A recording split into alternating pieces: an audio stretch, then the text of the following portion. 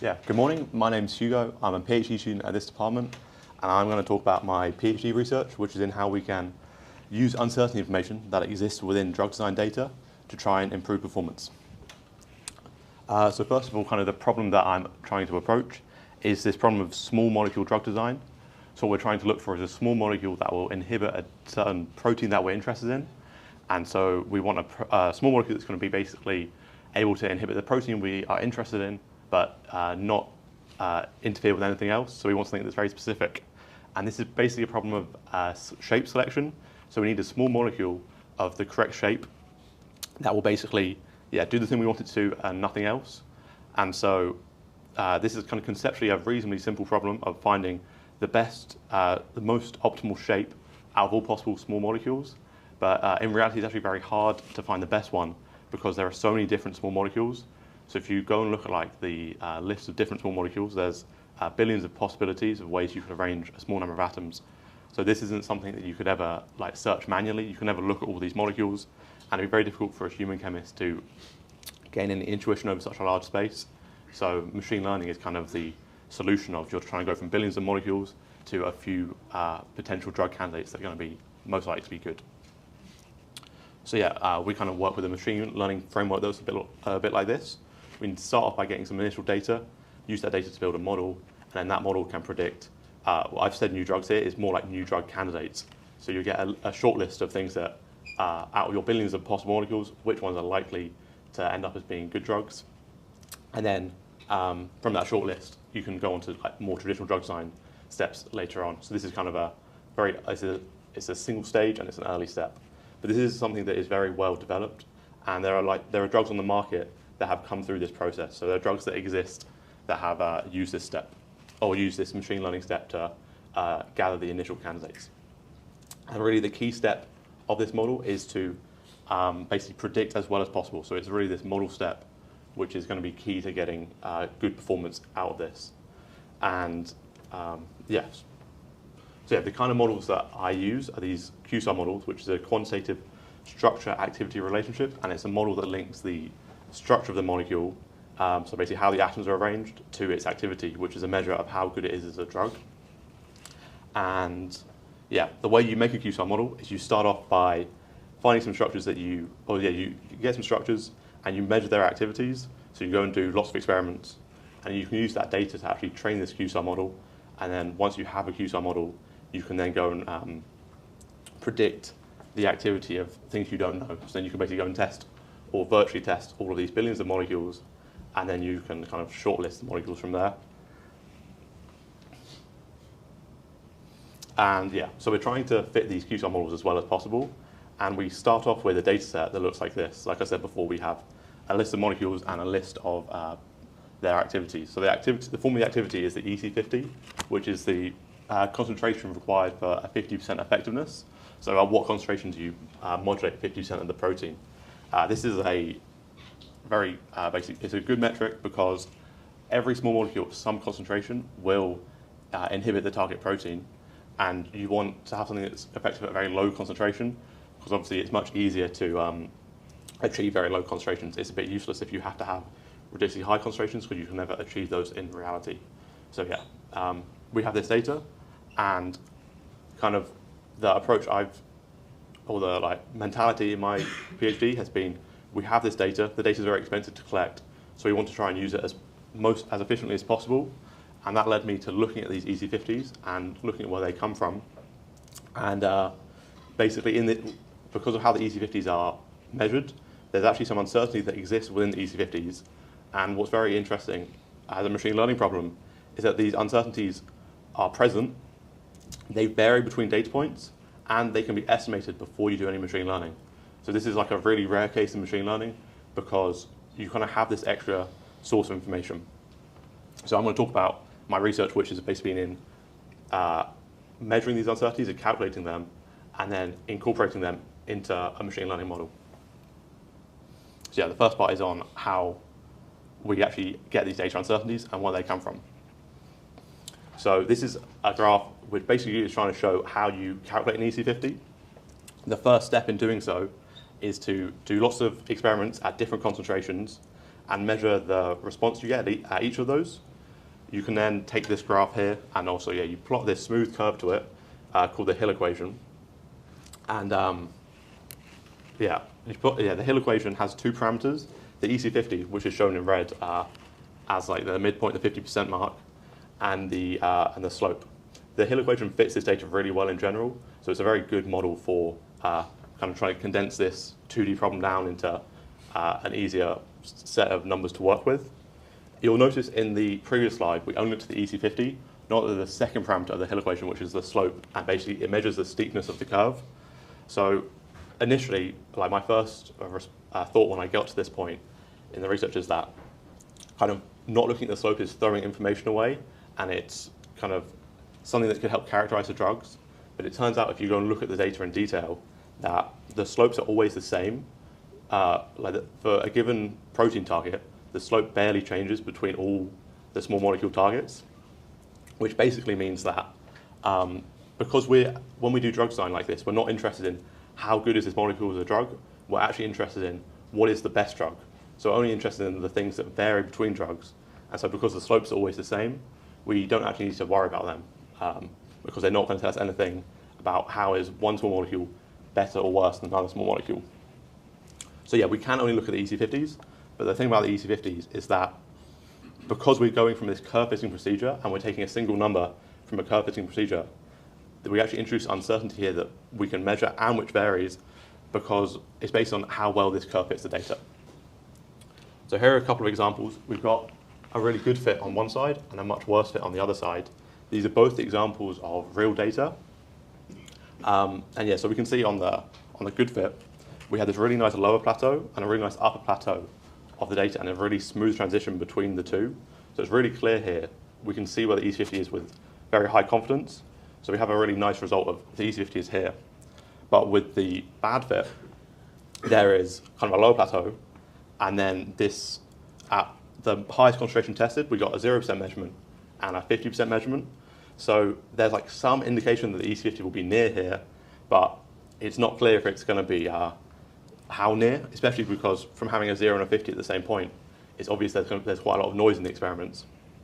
So it's very difficult to work with this and say exactly where the EC50 is, but it does contain some information. So we would want to ideally use that because the kind of standard approach to working with these EC50 curves is to pick a set of rules, and then if your curve meets those rules, you keep it in the data set, and if it doesn't, you just get rid of the data.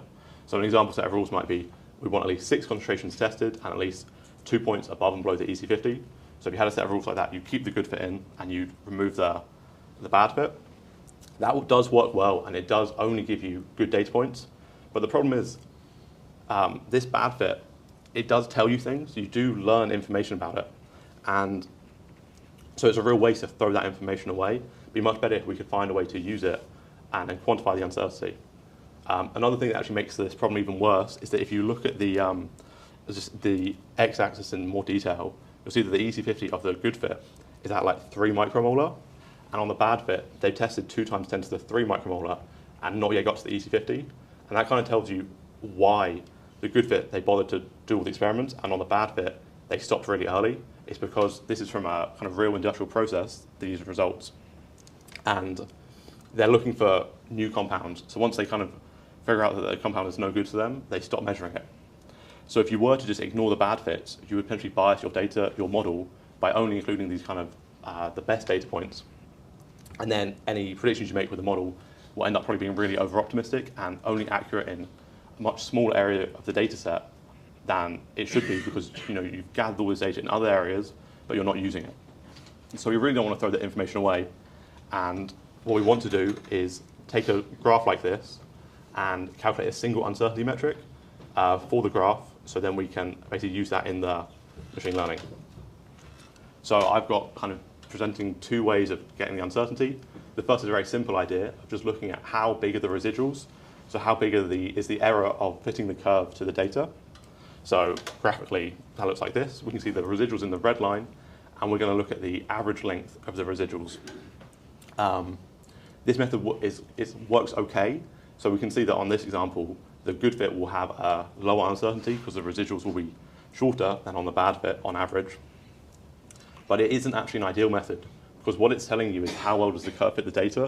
But we're actually interested in something slightly different, which is how much, given the data we have, how confident are we that the EC50 lies where we predicted, which is actually slightly different. And the extreme example would be if you took, say, 5 measurements and they were either all 0 or all 100, you would be able to fit the EC50 curve with 0 error by picking an EC50 anywhere kind of outside the experimental range, but you'd really have no idea where the EC50 was. So this metric would, in that case, perform poorly, but in general, on at least these examples, it can be okay.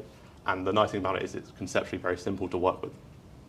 But yeah, to try and address those issues, I introduced this second metric, which is based on Bayesian statistics, and it's really trying to formalize the reasoning of, given the data we have, where is it likely that the EC50 value actually occurs? So this is kind of the Bayesian approach, and we're taking the posterior distribution, and this model assumes some kind of normal error. The difficulty of the Bayesian approach and why it would be easier to use something else is because with the Bayesian approach, you have to define a prior for where you think the EC50s are, and you have to work out how much noise in the experiments, both of which are not easy to do. So, but if you take the time to do that, and then you can calculate the posterior distribution, these red lines are showing kind of the probability of the EC50 occurring in a certain range, and these results look quite nice. So we have, for the good fit, a very tight bound for where we think the EC50 is. It's most likely going to occur in a very narrow range, but with the bad fit, we do have quite a narrow peak towards the end of the measurements. Then the peak doesn't go down to 0, it goes down to a much higher value, and it kind of plateaus out. So there's kind of this ongoing region of uncertainty in where the EC50 occurs, which does, it kind of matches the reasoning we would have if we looked at the data ourselves. So it's quite nice, and then what we want to do with these numbers is we ideally want a single metric for uncertainty. So I take the variance in these distributions to get that single measure uncertainty. So kind of the whole result of this is that we've taken a data set that had 2 columns, molecule and EC50, and we've added this extra set of information in the uncertainty, which didn't exist before, and we've not had to do any additional kind of experiments or really anything that's very computationally expensive. These things are very easy to calculate. So it's just by a slightly different analysis of the data, we've got this 3rd column of information, which hopefully we can use in machine learning to try and get better results. Okay, but the problem with just trying to implement this in machine learning is, like I said before, having these uncertainties which vary between data points and which are known is a very rare case in machine learning. So there's not really any, so most models are not designed for this kind of data, so it's actually quite awkward to work with at first. The easiest thing to do would be to use some kind of model with a statistical background, so a statistical model, because then you could kind of take this assumption of variable uncertainties and build it into the model. The problem is that those kind of models are not very good for these QSAR problems, so we really don't want to work with those. We'd much rather work with a model that is that we know is going to be very effective in for QSAR problems. So that was the approach I took. I decided to work with random forest models because they're a reasonably simple model, and they're pretty basically, on average, kind of the best model for QSAR problems. They're easy to use, and they scale very well. And yeah, and on QSAR problems, their predictive performance is very good. As like a very general overview of random forest, what they are is a large number of decision trees. Each decision tree is grown with a slightly different version of the data. So there's some randomness applied to the data to get a slightly different kind of view of the data. You build many decision trees simultaneously, and then when you want to get a prediction, you'll take your thing you're interested in predicting, predict on every single decision tree individually, and then average the results. So kind of the real key step in the random forest is the randomization step, and it's that step which I've tried to modify to allow me to incorporate this uncertain information. So yeah, the thing that makes each random forest tree different is the random sample of the data, and that is the random sample of data is a bootstrap sample. So a bootstrap sample means that if you have n data points in your original data set, you're going to sample n data points from that, but you'll sample with replacement. So I've got an example here where we have a data set of 3 points A, B, and C, and then because we have 3 points, we'll sample 3 of those with replacement, and then we get these 3 example bootstrap data sets. So we have CBB, CBA, and CAA as all possible bootstrap samples. the way that I model, so that's how a normal random forest works, and each tree will be grown on one of these individual bootstrap samples. But so the modification that I've made to allow this uncertainty information to be incorporated into the model is when we do the bootstrap sample, instead of taking each point with equal probability, we take data points that have lower uncertainty more often. So we'll sample the data points that we're kind of more confident in more often, and data points that we're less confident in less often. So now on this example, we're saying that data point A has much lower uncertainty than points B and C. And if we take data points A, B, and C again, and we sample them, now we're going to go ABA, CBA, and CAA. So you can see that whilst all the data points still occur, data point A occurs much more often, and that's because we think it's a high quality data point. Kind of the net result of this is that data point A has a higher influence on the model, and we're going to try and fit data point A more seriously, but the other data points that are lower quality still are present in the model and still have some effect. Yeah, so now that we've got our data with uncertainty, and we've got a model that we think is going to be suitable for QSAR problems, and which we can use this uncertainty information with, we can kind of put that together and have a test of these results. So yeah, like I said, we've got the data set now that looks like this, and the random forest model. So I've got some results for some real data sets provided by BASF. These are from real chemical design processes. So there's a massive variance in the number of experiments for each molecule. Some molecules have less than 10 measurements, and some have more than 100. But we have this whole data set of information, so we want to try and kind of predict across the whole thing as well as possible. So yeah, that's what the results are showing. They're showing how well we can predict how well the model predicts unseen data points. So these are the results. I'm showing the results for both of the error metrics. The very simple one where we just look at the average length of the residuals, and also the full Bayesian idea where you take the variance of the posterior distribution. The results are showing the change in R squared. So that's kind of showing how do the predictions change when you start using uncertainty information. So a positive R squared means that the predictions have improved when we've started accounting for uncertainty. With the simple metric, we got an improvement with the first data set, but with the other two, we got a slight decrease in performance. I think this happens because the simple uncertainty metric can capture uncertainty information, but it also can be a bit misleading and be over or underconfident in certain cases. With the full Bayesian idea, where we take the posterior distribution, the variance, we always got performance improvement, and these performance improvements in general are reasonably large, and they kind of show that you can get quite a nice performance improvement just by accounting for this information, which does exist implicitly in the data. So yeah, that's coming to the end of the talk. I think the kind of whole point of the talk is that in drug design data uses these EC50s. These come from a curve fitting procedure, and because we're taking numbers from a curve fitting procedure in machine learning, we're actually introducing uncertainty in the data, which is very unique and interesting because it varies between data points, and we can estimate it before doing machine learning. And yeah, if we take the time to do that and incorporate it into machine learning, we can actually get quite a nice performance improvement in the models.